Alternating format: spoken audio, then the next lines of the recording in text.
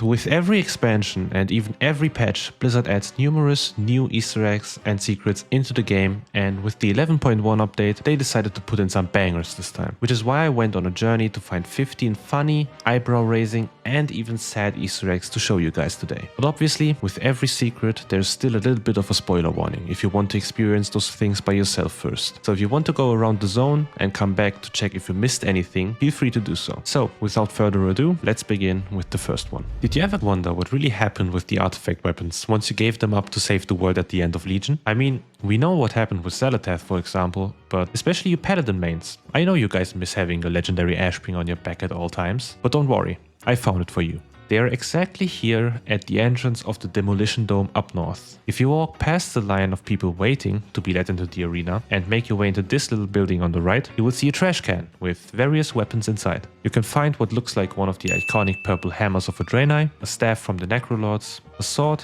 and this very cool looking Wando mace on the floor. And last but not least, the legendary Ashbringer, once wielded by Tyrion Fordring, which was then eventually given to the Paladin players in Legion. Honestly, I don't see the difference. Now, if you're wondering how these two actually got a hold of these weapons, I can confidently say that they probably didn't just find them on some alleyway. Something tells me that they got it with brute force, but I could be wrong and the skeletons of a gnome laying right next to the trash could just be a decoration. Additionally, if you noticed, there's a cute little rat sleeping on top of the trash can, and if you click on him, you will find out that this little friend is called Nugget. So cute. Speaking of rats, if you have been playing WoW for a while, you will know that there once was a quest in the Deep Run tram which had you collecting a few rats with a whistle to lure them back to that one gnome so you could cook your delicious food out of them, right? If you travel across the Undermine zone, you will randomly be able to find a paw print flute laying on the floor. If you pick said flute up, you will use the flute every few seconds, which will then spawn a rat that will follow you around for a while. I assume that you have to lure them somewhere again, since this is an obvious homage to that vanilla quest, but I unfortunately couldn't find any spot. I even tried luring them to Horus, the rat whisperer, but sadly to no avail. Let me know if you guys were able to find a use for these rats or if this is just it. You might also think that you will have to lure them into the sewers, which are accessible through these grates, but I couldn't get anywhere with that idea. While we're down here though, we can take a look inside one of these sewers, which by the way are all different from each other. I'm not gonna show you all the possible sewer locations and versions, but just know if you find multiple of these sewer grates, it might be worth it to take a look inside them all. If you take a look at one of them, you will find a group of crabs picking litter off the ground and the trash that is collecting up down here.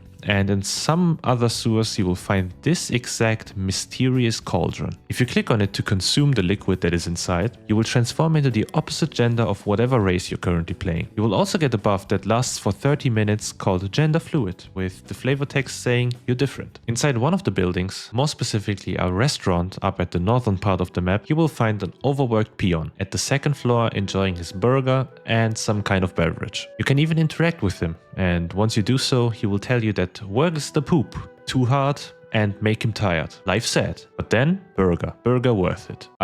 I honestly couldn't agree more, buddy. I couldn't agree more. On top of a completely random building up north, you will find a goblin named Ace and a reveling junkcaller, just vibing and having a dance off. There's no music, no party, just two bros enjoying the moment. I couldn't find anything about these two, and I'm not sure if this is a reference to anything else, so if you think you know what this is all about, let me know down in the comments below. While you're down there, consider liking this video and subscribing to my channel if you enjoyed it up until now. That way, I know what you guys enjoy and what you guys want to see next. If you know about any secrets or Easter eggs, which I haven't mentioned yet, you can join my Discord and post them in the secrets channel. Alright, let's continue on with secret number 5. Now let's get into the Demolition Dome, where most of these secrets are hidden. Let's get the most obvious one out of the way first. With every new major zone, Blizzard adds a new world boss to defeat, which isn't any different with the 11.1 patch. The world boss of the Undermine is called the Godfather, an obvious reference to the 1972 release The Godfather, which is one of the best and most influential movies of all time, which is also pretty fitting here since it already revolves around the whole Mafia storyline, making it a perfect Easter egg to put into a Mafia-themed patch.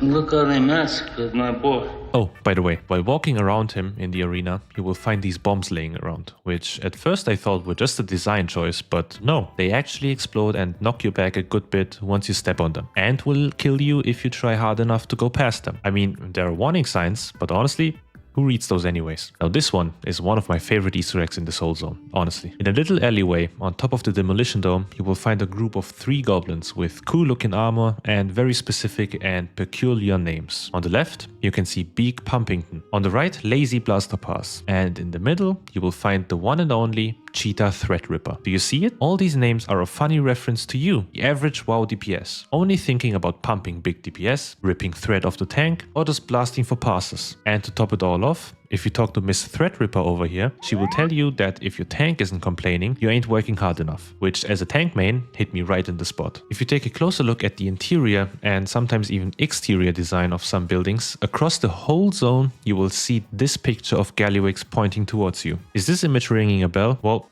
how about now? For every non-American, this picture has been a very famous symbol for the US government and American culture in general. And it seems that Gallywix has taken a little bit of an inspiration of our old friend Uncle Sam to get the people of the Undermine on his side. Talking about Gallywix, there's also a statue dedicated to Gallywix close to the demolition dome, with candles and decorative trash laying in front of it, which honestly looks like a monument, which may indicate that the people of Undermine might have thought that he died some time ago, since he decided to vanish when the goblins needed him the most. You can also see this golden plate on this monument, but as of now, you unfortunately can't read what it says. It would really interest me what this all means. If you're playing a caster class, you will eventually get a new staff model while questing or doing activities in the overworld. I'm talking about this neat looking traffic light staff, which actually constantly flashes its lights around and even has stop and go signs for pedestrians. And if you look closely to that specific one though, you will see that the stop and go signs are actually a goblin walking and a goblin hand telling you to stop, which is a cool little detail since this traffic light was probably stolen right around the corner and isn't some ordinary traffic light. Is what I would have said if there were any traffic lights in Undermine whatsoever.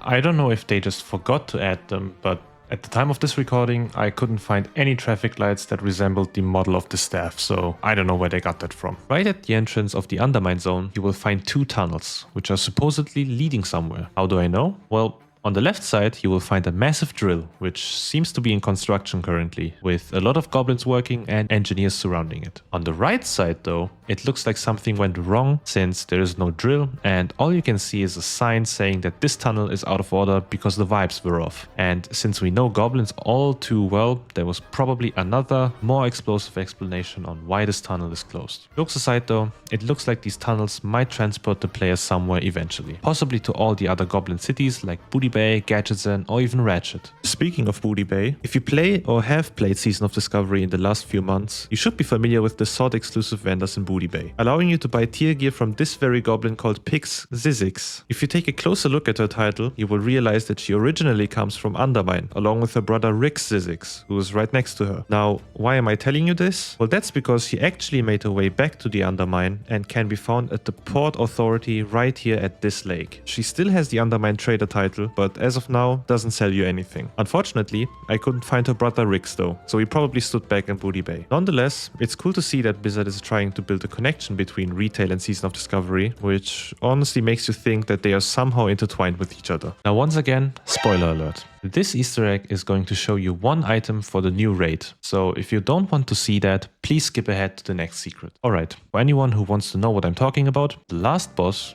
Chrome King Gallywix, drops an extremely rare mount on all difficulties called Prototype ASMR. And as almost all of you should know, ASMR stands for Autonomous Sensory Meridian Response and is nothing else than the ASMR that you will find across the whole internet. Now that's all fine and dandy, but please look at the design of the mount. I highly doubt this monstrosity will cause any tingly feelings in your spine once it makes a sound.